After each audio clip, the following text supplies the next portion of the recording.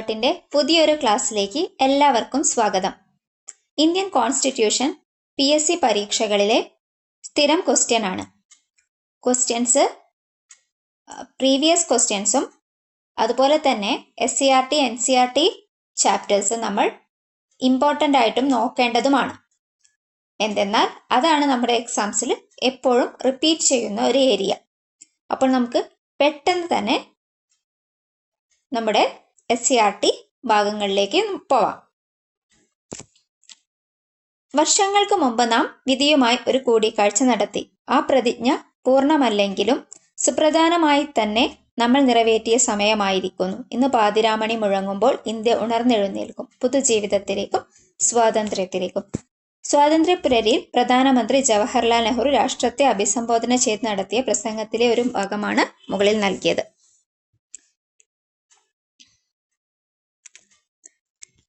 1947 August 15 India നേടിയ സ്വാതന്ത്ര്യം നമ്മുടെ ഭരണഘടനാ നിർമ്മാണ സഭയെ ഏൽപ്പിച്ച ഉത്തരവാദിത്തം വളരെ വലുതും പ്രധാനപ്പെട്ടതുമായിരുന്നു. ഇനി നമുക്ക് ലക്ഷ്യപ്രമേയം നോക്കാം. ജവഹർലാൽ നെഹ്റു അവതരിപ്പിച്ച ലക്ഷ്യപ്രമേയം: ഭരണഘടനാ നിർമ്മാണ സഭ ഇന്ത്യ ഒരു സ്വതന്ത്ര പരമാധികാര റിപ്പബ്ലിക്കായി തീർക്കുവാനും അതിനായി ഒരു ഭരണഘടന തയ്യാറാക്കുവാനുമുള്ള ഗൗരവമേറിയ ദൃഢനിശ്ചയം പ്രഖ്യാപിക്കുന്നത് ലക്ഷ്യപ്രമേയത്തിലൂടെയാണ്. സ്വതന്ത്ര പരമാധികാര ഇന്ത്യ എന്നത് പഴയ ബ്രിട്ടീഷ് ഇന്ത്യൻ പ്രദേശങ്ങൾ, ഇന്ത്യൻ സംസ്ഥാനങ്ങൾ, ഇന്ത്യൻ യൂണിയന്റെ ഭാഗമാകാൻ തയ്യാറുള്ള ബ്രിട്ടീഷ് ഇന്ത്യക്ക് പുറത്തുള്ള മറ്റു ഭാഗങ്ങൾ എന്നിവയുടെ ഒരു യൂണിയൻ ആയിരിക്കും. ഇന്ത്യൻ യൂണിയൻ രൂപീകരിക്കുന്ന പ്രദേശങ്ങൾ സ്വയംഭരണ യൂണിറ്റുകളായിരിക്കും. കൂടാതെ കേന്ദ്ര ഗവൺമെന്റിൽ നിക്ഷിപ്തമാകാതെയുള്ള എല്ലാ അധികാരങ്ങളും ചുമതലകളും അവയ്ക്ക് നൽകപ്പെടും. സ്വതന്ത്ര പരമാധികാര ഇന്ത്യയുടെ എല്ലാ അധികാരങ്ങളും ജനങ്ങളിൽ നിന്നുമായിരിക്കും ഉദ്ഭവിക്കുക.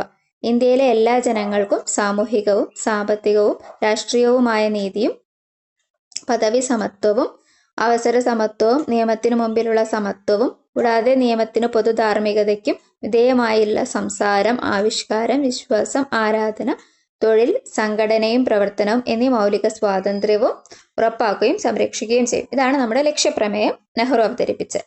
1946 ഡിസംബർ 13 നെഹ്റു ലക്ഷ്യപ്രമേയം അവതരിപ്പിച്ചത്.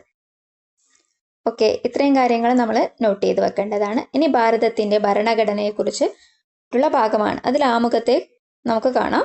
ഭാരതത്തിലെ ജനങ്ങളായ നാം ഭാരതത്തെ ഒരു പരമാധികാര സ്ഥിതി സമത്വ മതേതര ജനാധിപത്യ റിപ്പബ്ലിക്കായി സംവിധാനം ചെയ്യുവാനും അതിലെ പൗരന്മാർക്കെല്ലാം 3 തരത്തിലുള്ള നീതിയെക്കുറിച്ച് ഇതിൽ പറയുന്നുണ്ട്. സാമൂഹികവും സാമ്പത്തികവും രാഷ്ട്രീയവുമായ നീതി, ചിന്തയ്ക്കും ആശയപ്രകടനത്തിനും വിശ്വാസത്തിനും മതനിഷ്ഠയ്ക്കും ആരാധനയ്ക്കുമുള്ള സ്വാതന്ത്ര്യം, പദവിയിലും അവസരത്തിലും സമത്വം,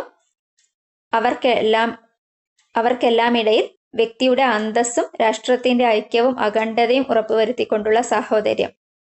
അപ്പോൾ ഇതെല്ലാം നമ്മൾ നോട്ട് ചെയ്യണം. അത് PYQ ക്വസ്റ്റ്യൻ ആണ്. കോൺസ്റ്റിറ്റ്യൂഷൻ എങ്ങനെയാ സ്റ്റാർട്ട് ചെയ്യുന്നതെന്ന് വരെ ചോദിച്ചിട്ടുണ്ട്. ഭാരതത്തിലെ ജനങ്ങളായ നാം, അങ്ങനെയാണ് നമ്മുടെ കോൺസ്റ്റിറ്റ്യൂഷൻ സ്റ്റാർട്ട് ചെയ്യുന്നത്. ഇന്ത്യയിലെ ജനങ്ങൾ എന്നാണോ ഭാരതത്തിലെ ജനങ്ങൾ എന്നാണോ അങ്ങനെയൊക്കെ ചോദിച്ചിട്ടുണ്ട്.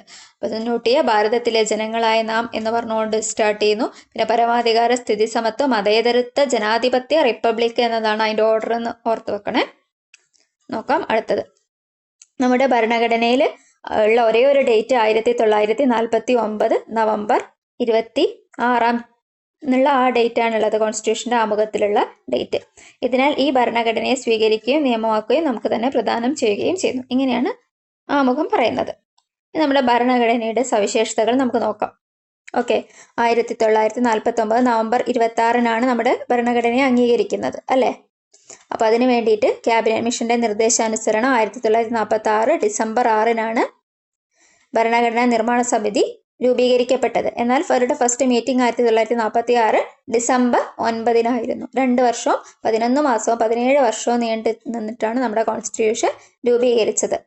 ഓക്കെ, എത്ര ഭാഗങ്ങൾ ഉണ്ടായിരുന്നു നമ്മുടെ കോൺസ്റ്റിറ്റ്യൂഷന്? 22 ഭാഗങ്ങളും 395 വകുപ്പുകളും 8 പട്ടികകളുമാണ് നമ്മുടെ കോൺസ്റ്റിറ്റ്യൂഷന് ഉണ്ടായിരുന്നത്. 1950 ജനുവരി 26 നിലവിൽ വന്നതാണ് നമ്മുടെ ഭരണഘടന. കാലാനുസൃതമായ മാറ്റങ്ങൾ ഉൾക്കൊണ്ട് സജീവ പ്രമാണമായിട്ടാണ് തുടരുന്നത്. നമുക്ക് നോക്കാം നമ്മുടെ കോൺസ്റ്റിറ്റ്യൂഷന്റെ പ്രത്യേകതകൾ എന്തൊക്കെയാണ്. ഏറ്റവും വലിയ എഴുതപ്പെട്ട ഭരണഘടനയാണ്. പാർലമെന്ററി ജനാധിപത്യമുണ്ട്. ദൃഢവും അയവുള്ളതുമായ ഭരണഘടനയാണ്. മൗലികാവകാശങ്ങളും മൗലിക കർത്തവ്യങ്ങളെക്കുറിച്ച് പറയുന്നുണ്ട്. മാർഗനിർദ്ദേശക തത്വങ്ങളെക്കുറിച്ചും ദ്വിമണ്ഡല നിയമനിർമ്മാണ സഭ, ലോക്സഭയും രാജ്യസഭയും ചേർന്ന ദ്വിമണ്ഡല നിയമനിർമ്മാണ സഭ, ശക്തമായ കേന്ദ്ര ഗവൺമെന്റോട് കൂടിയ ഫെഡറലിസം, സ്വതന്ത്രവും നിഷ്പക്ഷവുമായ നീതിന്യായ വ്യവസ്ഥ, സ്വതന്ത്ര ഭരണഘടനാ സ്ഥാപനങ്ങൾ, ഇതൊക്കെയാണ് നമ്മുടെ ഭരണഘടനയുടെ പ്രത്യേകതകൾ. ഓക്കെ, ഇതിന്റെ ഓരോ ഡീറ്റെയിലിംഗ് ആയിട്ടുള്ള കാര്യങ്ങൾ നമുക്ക് നോക്കാം. എന്താണ് ഏറ്റവും വലിയ എഴുതപ്പെട്ട ഭരണഘടന എന്നുകൊണ്ട് ഉദ്ദേശിക്കുന്നത്? 1.5 ലക്ഷത്തോളം വാക്കുകൾ അടങ്ങിയതാണ്. സമഗ്രവും വിപുലവുമായ രേഖയാണ്. രാജ്യത്തിന്റെ വൈവിധ്യവും വൈപുല്യവും പരിഗണിച്ചുള്ള വിശദമായൊരു ഉള്ളടക്കം ഉണ്ട്. നെക്സ്റ്റ് പറയുന്ന പാർലമെന്ററി ജനാധിപത്യം. അങ്ങനെ പറഞ്ഞാൽ കാര്യനിർവഹണ വിഭാഗത്തിലെ അംഗങ്ങൾ നിയമനിർമ്മാണ സഭയിൽ നിന്നുള്ളവരായിരിക്കും.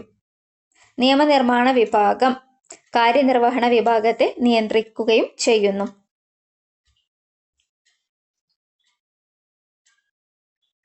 അടുത്തത് പറയുന്നത് ദൃഢവും അയവുള്ളതുമായ ഘടന എന്നാണ്. അങ്ങനെ പറഞ്ഞാൽ ചില വ്യവസ്ഥകൾ ഭേദഗതി ചെയ്യാനും എന്നാൽ മറ്റു ചിലത് സാധാരണ നിയമനിർമ്മാണ രീതിയിൽ ആണ് ഭേദഗതി ചെയ്യുന്നത്. ചിലത് ഭേദഗതി ചെയ്യാൻ പ്രത്യേക നടപടിക്രമങ്ങൾ വേണം. അതുകൊണ്ടാണ് ദൃഢമുള്ളതും അയവുള്ളതുമാണെന്ന് പറഞ്ഞത്. പിന്നെ മൗലികാവകാശങ്ങളും മൗലിക കർത്തവ്യങ്ങളും എന്താണെന്ന് നോക്കാം. ഓരോ വ്യക്തിക്ക് രാഷ്ട്രം ഉറപ്പുവരുത്തേണ്ട അടിസ്ഥാന അവകാശങ്ങളാണ് മൗലികാവകാശങ്ങൾ.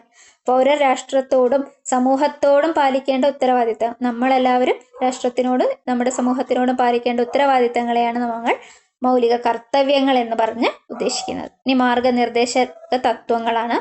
ഭാവി രാഷ്ട്രത്തിന്റെ സാമൂഹിക സാമ്പത്തിക അഭിവൃദ്ധിക്കായി രാഷ്ട്രത്തിന് നൽകിയിട്ടുള്ള നിർദ്ദേശങ്ങളെയാണ് നമ്മൾ മാർഗനിർദ്ദേശക തത്വങ്ങൾ എന്ന് പറഞ്ഞ് മനസ്സിലാക്കേണ്ടത്.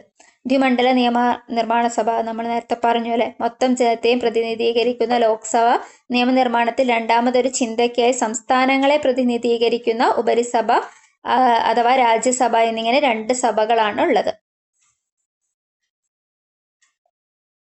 ശക്തമായ കേന്ദ്ര ഗവൺമെന്റോട് കൂടിയ ഫെഡറലിസമാണ് ഉള്ളത്. അധികാരം കേന്ദ്രത്തിനും സംസ്ഥാനങ്ങൾക്കുമായിട്ട് വേർതിരിച്ചിട്ടുണ്ട്. എങ്കിലും കേന്ദ്രത്തിന് എപ്പോഴും എന്തുണ്ട്, മേൽക്കൈ നൽകുന്ന ചില സവിശേഷ അധികാരങ്ങൾ ഭരണഘടനയിൽ ഉൾപ്പെടുത്തിയിട്ടുണ്ട്. ഓക്കെ, നെക്സ്റ്റ് നമുക്ക് നോക്കാനുള്ളത് സ്വതന്ത്രവും നിഷ്പക്ഷവുമായ നീതിന്യായ വ്യവസ്ഥയാണ്. നിയമനിർമ്മാണം കാര്യനിർവഹണ വിഭാഗങ്ങളോട് നിയന്ത്രണത്തിലല്ലാത്ത കോടതി സംവിധാനമാണ് ഉള്ളത്.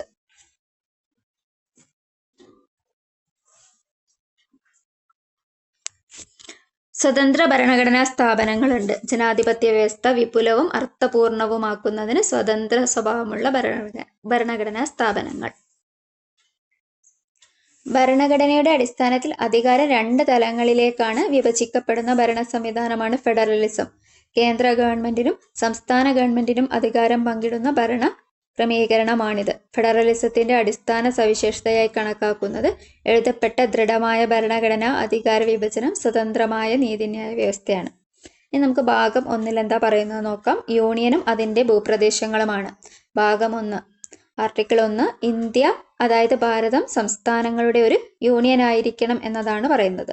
യൂണിയനും പേരും ഭൂപ്രദേശവുമാണ് നമ്മൾ ആർട്ടിക്കിൾ 1 പഠിക്കുന്നത്. യൂണിയന്റെ പേരും ഭൂപ്രദേശവും. അടുത്തതായിട്ട് 2 എന്താ പറയുന്ന സംസ്ഥാനങ്ങളും അവയുടെ ഭൂപ്രദേശങ്ങളും 1-ാം പട്ടികയിൽ പറഞ്ഞിട്ടുള്ള വിധം ആയിരിക്കണമെന്നും 3 ഭാരതത്തിന്റെ ഭൂപ്രദേശത്തെ കുറിച്ചൊക്കെയാണ് പറയുന്നത്. ഇനി നമുക്ക് നോക്കാം ഇന്ത്യൻ ഫെഡറലിസത്തിന്റെ സവിശേഷത എന്തൊക്കെയാണെന്ന്. കേന്ദ്രത്തിനും സംസ്ഥാനങ്ങൾക്കുമായി ഒരു പൊതു ഭരണഘടനയുണ്ട്. ഭരണഘടനയുടെ പരമാധികാരമുണ്ട്. ഏക പൗരത്വമാണ് ഇന്ത്യയിൽ നിലനിൽക്കുന്നത്. ഭരണഘടന ഭേദഗതി ചെയ്യാനുള്ള അധികാരങ്ങളിൽ കേന്ദ്രത്തിനാണ് മേൽക്കൈ. ദ്വിമണ്ഡല നിയമനിർമ്മാണ സഭയുണ്ട്. കൂടാതെ കേന്ദ്ര സംസ്ഥാന അധികാര വിഭജനമുണ്ട്. അധികാര വിഭജനത്തിൽ കൂടുതൽ വിഷയങ്ങളും പ്രധാന അധികാരങ്ങളും കേന്ദ്രത്തിനാണുള്ളത്. സ്വതന്ത്രവും നിഷ്പക്ഷവുമായ നീതിന്യായ വ്യവസ്ഥയാണ്. അർദ്ധ ഫെഡറൽ സംവിധാനമാണ് ഇന്ത്യയിൽ നിലനിൽക്കുന്നത്. ഇത്രയും കാര്യങ്ങളാണ് നമ്മളിപ്പോൾ നോക്കിയത്. ഇന്ത്യൻ ഭരണഘടന ഉയർത്തിപ്പിടിക്കുന്ന ജനാധിപത്യ പ്രതിബദ്ധതയുടെ മറ്റൊരു സവിശേഷതയാണ് ഇന്ത്യയുടെ ഫെഡറൽ ഭരണഘടന. നമ്മൾ നേരത്തെ പറഞ്ഞു. ഇനി അധികാര വിഭജനം അഥവാ ഡിവിഷൻ ഓഫ് പവേഴ്സ് ആണ് 7-ാമത്തെ പട്ടികയിൽ പറയുന്നത്. നമ്മുടെ കോൺസ്റ്റിറ്റ്യൂഷന്റെ 7-ാമത്തെ പട്ടികയിൽ പറയുന്നത് ഡിവിഷൻ ഓഫ് പവേഴ്സ് ആണ്. Union list, state list, concurrent list, അതുപോലെ തന്നെ റെസിഡ്വറി പവേഴ്സ് ഒക്കെ പറയുന്നു. യൂണിയൻ ലിസ്റ്റ് എന്ന് പറഞ്ഞാൽ കേന്ദ്ര ഗവൺമെന്റിന് സമ്പൂർണ്ണ നിയമനിർമ്മാണ അധികാരമാണ് ഉള്ളത്. ഭരണഘടന നിലവിൽ വന്നപ്പോൾ നമുക്ക് എത്ര വിഷയങ്ങളായിരുന്നു യൂണിയൻ ലിസ്റ്റിൽ ഉണ്ടായിരുന്നത്? 97 വിഷയങ്ങളാണ്. ഉദാഹരണമായിട്ട് വിദേശകാര്യം, പ്രതിരോധം, റെയിൽവേ, ബാങ്കിങ്, പൗരത്വം, ഇതൊക്കെ യൂണിയൻ ലിസ്റ്റിൽ ഉൾപ്പെടുന്ന വിഷയങ്ങളാണ്. സംസ്ഥാന ലിസ്റ്റിൽ കോൺസ്റ്റിറ്റ്യൂഷൻ നിലവിൽ വരുന്ന സമയത്ത് 66 വിഷയങ്ങളായിരുന്നു ഉണ്ടായിരുന്നത്. കൃഷി, ജയിൽ, പോലീസ്, തദ്ദേശ സ്വയംഭരണം ഒക്കെ സ്റ്റേറ്റ് ലിസ്റ്റിൽ വരുന്നതാണ്. സംസ്ഥാന ഗവൺമെന്റുകൾക്കാണ് നിയമനിർമ്മാണ അധികാരം. സമവർത്തി ലിസ്റ്റ് അഥവാ കൺകറന്റ് ലിസ്റ്റ് എന്ന് പറഞ്ഞാൽ കേന്ദ്ര ഗവൺമെന്റിനും സംസ്ഥാന ഗവൺമെന്റുകൾക്കും നിയമനിർമ്മാണ അധികാരമുള്ള വിഷയങ്ങളാണ്. ഇതൊക്കെ ഒരുപാട് പ്രാവശ്യം PSC ചോദിച്ചേ, അതുകൊണ്ട് നന്നായി ശ്രദ്ധിക്കുക. ഇതിൽ 47 വിഷയങ്ങളാണ് കൺകറന്റ് ലിസ്റ്റിൽ. യൂണിയൻ ലിസ്റ്റിലെ വിഷയങ്ങൾ 97, സ്റ്റേറ്റ് ലിസ്റ്റ് 66, കൺകറന്റ് 47. ഈ നമ്പർ ബൈഹാർട്ട് ചെയ്യാനുള്ളതാണ്. ഉദാഹരണം വിദ്യാഭ്യാസം, വനം, ട്രേഡ് യൂണിയൻ, വിവാഹം, ഇതൊക്കെ കൺകറന്റ് ലിസ്റ്റിൽ വരുന്നതാണ്. ജനനമരണ രജിസ്ട്രേഷൻ ഒക്കെ. നെക്സ്റ്റ് റെസിഡറി പവേഴ്സ് അഥവാ അവശേഷിക്കുന്ന അധികാരങ്ങളാണ് സൈബർ നിയമങ്ങളൊക്കെ വരുന്നത്. ഇവയിൽ നിയമനിർമ്മാണ അധികാരം വരുന്നത് കേന്ദ്ര ഗവൺമെന്റിന് തന്നെയാണ്. നമുക്ക് കുറച്ച് കാര്യങ്ങൾ കൂടി നോക്കാം. കുറച്ച് PYQ കൂടി വേണമെങ്കിൽ ഡിസ്കസ് ചെയ്യാം. അധികാരം വേർതിരിക്കൽ. ഭരണഘടന ഒരു മൗലിക രേഖയാണ്. ഭരണകൂടത്തിന്റെ 3 ഘടകങ്ങളായ എക്സിക്യൂട്ടീവ്, ജുഡീഷ്യറി, ലെജിസ്ലേറ്റീവ് എന്നിവയുടെ സ്ഥാനവും അധികാരവും അത് നിർവചിച്ചിട്ടുണ്ട്. ഭരണഘടനയുടെ ലക്ഷ്യം ഭരണകൂടത്തിന്റെ സംവിധാനങ്ങൾ സൃഷ്ടിക്കുക മാത്രമല്ല, അവയുടെ അധികാരം പരിമിതപ്പെടുത്തുക എന്നതാണ്. കാരണം ഘടകങ്ങളുടെ അധികാരത്തിന്മേൽ ഒരു പരിമിതിയും ഏർപ്പെടുത്തിയില്ലെങ്കിൽ സമ്പൂർണ്ണ സ്വേച്ഛാധിപത്യവും പൂർണ്ണമായ അടിച്ചമർത്തലും ഉണ്ടാകും. ഇങ്ങനെയാണ് അംബേദ്കർ ഭരണഘടനാ നിർമ്മാണ സമിതിയിൽ നടത്തിയ പ്രസംഗം. അധികാരം വേർതിരിക്കൽ സെപ്പറേഷൻ ഓഫ് പവേഴ്സ് ആണ്. നിയമനിർമ്മാണ സഭ അഥവാ ലെജിസ്ലേച്ചർ, കാര്യനിർവഹണ വിഭാഗം, എക്സിക്യൂട്ടീവ്, നീതിന്യായ വിഭാഗം, ജുഡീഷ്യറി, ഇങ്ങനെ അധികാരങ്ങളെ വേർതിരിച്ചിട്ടുണ്ട്. നമുക്ക് നോക്കാം. നമ്മുടെ ഭരണഘടന വ്യവസ്ഥ ചെയ്യുന്ന അധികാരം വേർതിരിക്കൽ സംവിധാനത്തെക്കുറിച്ച് ഭരണഘടനാ ശില്പിയായ അംബേദ്കറുടെ നിരീക്ഷണം ശ്രദ്ധിച്ചു.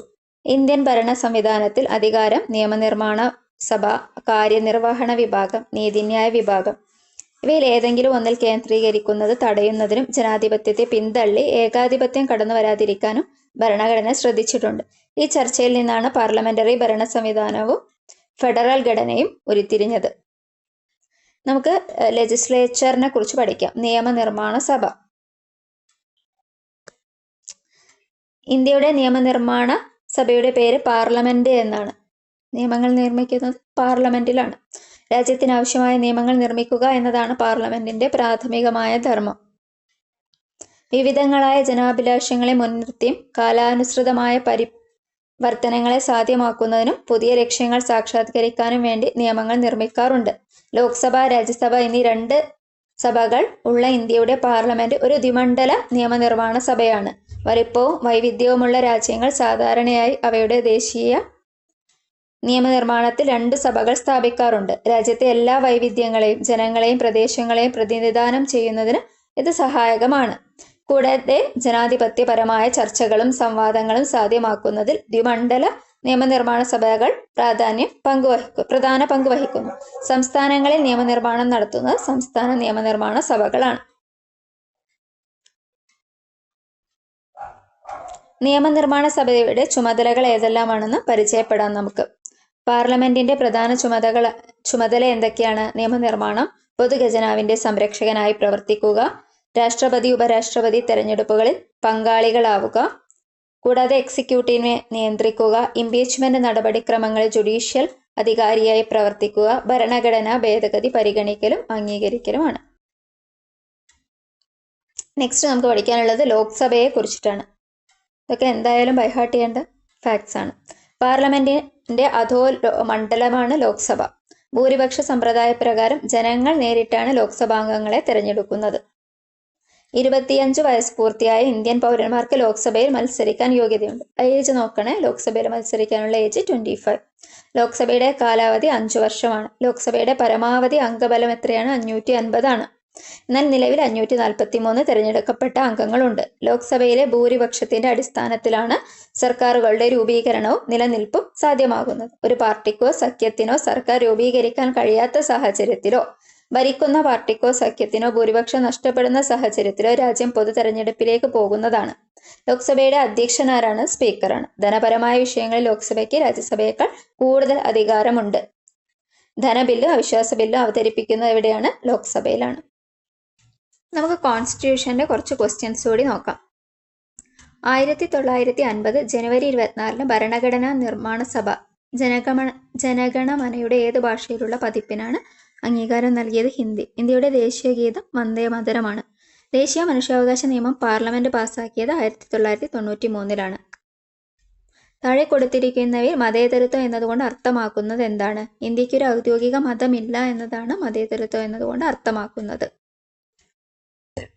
തൊട്ടുകൂടായ്മ നിരോധന നിയമം നിലവിൽ വന്ന വർഷം 1955. ദേശീയ മനുഷ്യാവകാശ കമ്മീഷന്റെ ഇപ്പോഴത്തെ അധ്യക്ഷൻ ആരാണ്? ഇതിൽ ഓൾഡാണ് ഉള്ളത്, അപ്ഡേറ്റ് ചെയ്യണം. ഭരണഘടനാ നിർമ്മാണ സമിതിയുടെ സ്ഥിരം അധ്യക്ഷൻ ഡോക്ടർ രാജേന്ദ്ര പ്രസാദ് ആണ്. അയിത്താചരണം ശിക്ഷാർഹമായ കുറ്റമായി പ്രഖ്യാപിക്കുന്ന ആർട്ടിക്കിൾ 17 മൗലിക കടമകൾ ഇന്ത്യൻ ഭരണഘടനയുടെ എത്രാമത്തെ ആർട്ടിക്കിളിലാണ്? 51A മൗലിക കടമകളെ കുറിച്ച് പറയുന്നത്.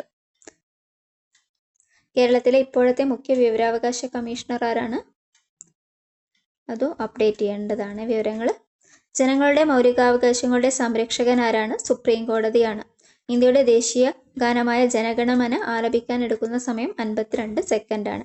മൗലികാവകാശങ്ങളുടെ പട്ടികയിൽ നിന്നും സ്വത്തവകാശത്തെ നീക്കം ചെയ്ത ഒരു സാധാരണ നിയമമാക്കിയ ഭരണഘടനാ ഭേദഗതി 44ാം ഭരണഘടനാ ഭേദഗതിയിലൂടെയാണ് സ്വത്തവകാശത്തെ നീക്കം ചെയ്ത് ഒരു സാധാരണ നിയമമാക്കി മാറ്റിയത്. ദേശീയ പതാകയിലെ ആരക്കല്ലുകളുടെ എണ്ണം 24. വന്ദേമാതരം എന്ന ദേശീയ ഗീതത്തിന്റെ രചയിതാവ് ബങ്കിം ചന്ദ്ര ചാറ്റർജി. ഇന്ത്യയിലെ ആദ്യത്തെ ഉപരാഷ്ട്രപതി ഡോക്ടർ എസ് രാധാകൃഷ്ണനാണ്. ഒരു സംസ്ഥാനത്തെ ഗവർണർ ആയതിനു ശേഷം പ്രസിഡന്റായ ആദ്യ വ്യക്തി ഡോക്ടർ സക്കീർ ഹുസൈനാണ്. ഇന്ത്യൻ ഭരണഘടനയുടെ 3ാം ഭാഗത്തിൽ പ്രതിപാദിക്കുന്നത് മൗലിക അവകാശങ്ങളെക്കുറിച്ചാണ്. മൗലികാവകാശങ്ങൾ ഉൾപ്പെട്ട ഭരണഘടനയുടെ ഏത് ഭാഗവും ഭേദഗതി ചെയ്യുവാൻ പാർലമെന്റിന് അധികാരമുണ്ടെന്ന് വ്യവസ്ഥ ചെയ്ത ഭേദഗതി 24ാം ഭേദഗതിയാണ്. ഓക്കെ. സ്വത്ത് സമ്പാദിക്കാനും സംരക്ഷിക്കാനും മൗലികാവകാശത്തെ നിയമമാക്കിയ ഭരണഘടനാ ഭേദഗതി 44. പൊതു നിയമനങ്ങളിൽ അവസര സമത്വം ഉറപ്പു നൽകുന്നത് ആർട്ടിക്കിൾ 16. ഇനി ബാക്കി കോൺസ്റ്റിറ്റ്യൂഷനുമായി ബന്ധപ്പെട്ട് നമ്മുടെ 9th സ്റ്റാൻഡേർഡിൻ്റെ ചാപ്റ്റർ ഡീറ്റെയിലിംഗ് ആയിട്ട് അടുത്ത ക്ലാസ്സിൽ നമ്മൾ എടുക്കും.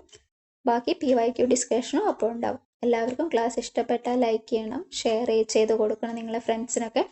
അപ്പോഴാണ് പുതിയ വീഡിയോസ് ഇടാനുള്ളൊരു പ്രോത്സാഹനമായി മാറുന്നത്. ഇഷ്ടപ്പെട്ടാൽ ലൈക്ക് ചെയ്യുക, കമൻറ്റ് ചെയ്യുക, സബ്സ്ക്രൈബ് ചെയ്യുക. Thank you for watching.